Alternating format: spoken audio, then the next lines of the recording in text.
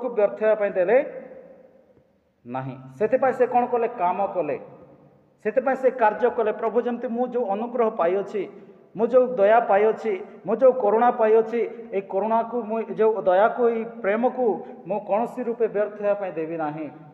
अनेक लोक मैंने कौन करते आमे अनेक लोग अनेक समय अनेक भाई मान को प्रेम कर अनेक भौणी मान को प्रेम कर किंतु दिन समय आसे से माने कौन करते आपणकर प्रेम को तुच्छ कर से माने आपणकर संतान माने आपणकर प्रेम को तुच्छ करकरी चली जाती।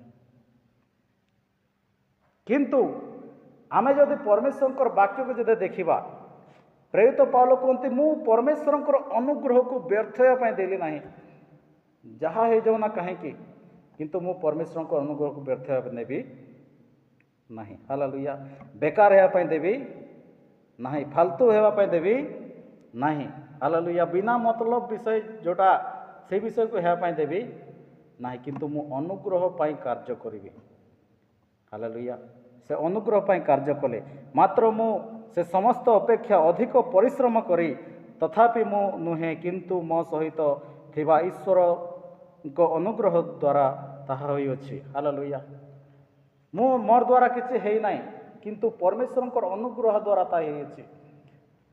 प्रेरित पाउल कहते कि मु प्रभुंकर जो अनुग्रह पाई अछि ए अनुग्रह पाई मु कार्य करूछु ए अनुग्रह को जमती व्यर्थ न हुए सेते पाई मु परिश्रम करूछि किंतु ए समस्त विषय मो द्वारा हेई ना। समस्त क्रेडिट क्या दौरान परमेश्वर को।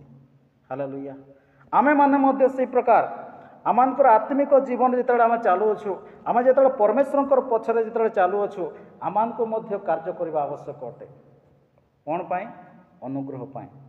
आज अनुग्रह अच्छी से आमने जीवित अच्छु। हालेलुया कारण आमने आउ समय नाई आमने शेष समय बास करुअछु ए शेष समय आम को निजको तैयार करार अच्छी निजको रेडी करार अच्छी प्रभुंकर आगमन निमंते। आम जदि सांसारिक वस्तु प्रति जदि मनोयोगी हेबा सांसारिक विषय प्रति जदि मनोयोगी हेबा सांसारिक अभिलाष प्रति मनोयोगी हेबा ताले हुए तो आमर ए शरीर ए आत्मा ए प्राण नष्ट हो जाई पारे। हालेलुया जदि आम ईश्वर जदि सजाड़ी हेबा ईश्वर जदि योग्य हेबा ताहले से परमेश्वर कहते तोर शरीर माटी रे मिसी जाऊ ना कहीं किंतु परमेश्वर वाक्य कौन करे आपण को से समस्त धूली मध्य प्रभु आपण को उठाइबे कारण आपण कौन होती परमेश्वर ठारे योग्य होती।